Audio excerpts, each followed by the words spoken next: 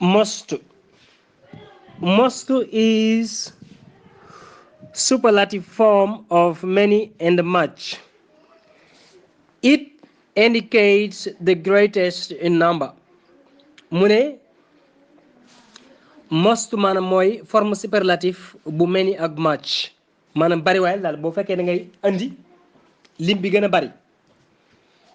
It indicates the greatest in number, quantity, etc. maanaam day dugal lim bi gën a bari daal maanaam li gën a bari.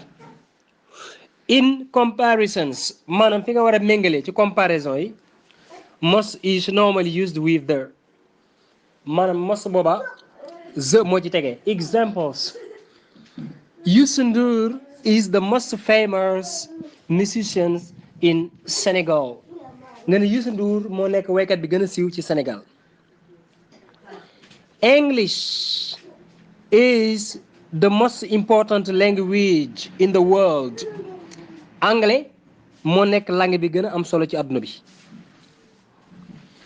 Those who have the most money are not always the happiest.